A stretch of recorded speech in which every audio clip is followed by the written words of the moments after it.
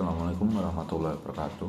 Perkenalkan, nama saya Bima Satya Mahendra dengan NIM G0025227 dari kelompok SGDA 4. Nah, pada kesempatan kali ini saya akan menjelaskan mengenai anatomi di blok 1C2.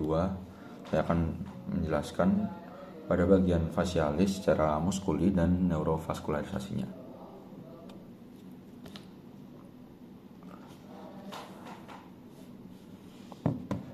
Jadi langsung saja pada muskuli fasialis ini. Nah, berdasarkan fungsinya, muskuli fasialis ini dikelompokkan menjadi 4 kelompok, yaitu ada kelompok orbitalis, kelompok nasalis, kelompok oralis, dan ada kelompok muskuli lain. Nah, pada kelompok muskuli lain ini tidak ada dalam radio fasialis, namun asalnya itu dari arcus pharyngeus kedua dan diperserafi oleh nervus fasialis yang terdiri atas muskuli platysma, muskuli auricularis, dan muskuli occipital frontalis. Yang pertama yaitu ada kelompok orbitalis. Nah, itu ada strukturnya itu di orbitalis oculi itu dibagi menjadi 2. Ada kelompok orbital yang berarti mengorbit atau mengelilingi daerah bagian mata, dan yang satunya lagi palpebral. Nah, di kelompok orbitalis ini juga ada collimator supercilii. Ini muskuli yang menggerakkan bagian sini. Nah, lanjut ada kelompok nasalis kedua.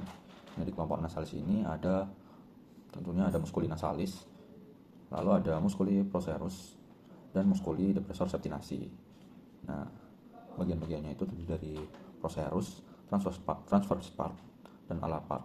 Nah, transverse part dan ala part ini merupakan bagian dari nasalis. Nah, dan di bawah hidung ada depressor septinasi. Itu fungsinya untuk menggerakkan bagian bawah hidung. Lalu lanjut yang ketiga ada kelompok oralis. Nah, di kelompok oralis ini lebih tepatnya itu fungsinya untuk menggerakkan bibir dan regio bukalis. Nah, muskuli-muskuli yang ada di kelompok oralis ini diantaranya itu ada muskuli orbitalis oris, muskuli buccinator, dan ada kelompok muskuli bawah yaitu ada depressor anguluris, depressor labii inferioris, lalu ada mentalis, sama ada itu aja. Lalu ada kelompok muskuli atas itu terdiri atas dari ristorius, lalu ada zygomaticus major, zygomaticus minor, lalu ada levator labii superior itu ini, lalu ada levator labii superior alacunasi, itu yang paling atas ini. Dan yang terakhir itu ada levator anguli oris pada bagian sini. Nah, lanjut ini ada kelompok muskuli lain. Nah, itu tidak berada dalam radio fasialis, namun berasal dari arcus pharyngeus kedua dan diperserafi oleh nervus fasialis. Lalu selanjutnya ini ada muskuli masticatores. Nah, ini pada bagian dari luar ke dalam itu ada muskuli masseter, muskuli temporalis. Ini ada muskuli masseter, lalu ada muskuli temporalis itu bagian atas, lalu ada muskuli pterygoideus lateralis, dan ada muskuli pterygoideus yang medialis. Ini yang lateralis, yang ini yang medialis pada bagian dalam. Nah, dari muskuli pterygoideus lateralis ini merupakan depressor mandibula, sedangkan 3 otot lainnya itu merupakan elevator dari mandibula. Nah, ini ekspresi-ekspresi yang dapat kita buat oleh muskuli fasialis. Nah, ketika otot bergerak, kulit wajah itu akan ikut bergerak sehingga terbentuk ekspresi. Inervasi motorik sebagian besar muskuli fasialis adalah nervus fasialis. Nah, lanjut di bagian neurovaskularisasi.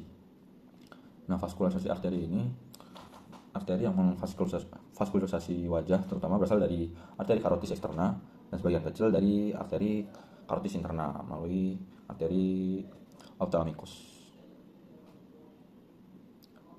Cabang-cabangnya itu ada banyak, ada 8. Di antaranya ada arteri thyroideus superior, palangnya ascendens, ada arteri lingualis, ada arteri facialis, arteri occipitalis, ada arteri auricularis posterior, ada arteri temporalis superficialis, dan terakhir ada arteri maxillaris. Bagian-bagian pentingnya itu yang dibahas. Lalu lanjut, dari vaskularisasi yang bagian venanya itu ada vena jugularis interna, itu yang mengalirkan darah dari daerah wajah dan daerah lain di kepala. Jadi memang dari vaskularisasi vena ini memang lebih sederhana daripada yang arteri. Nah, lalu yang terakhir ada neurovaskularisasi dari nervus trigeminus.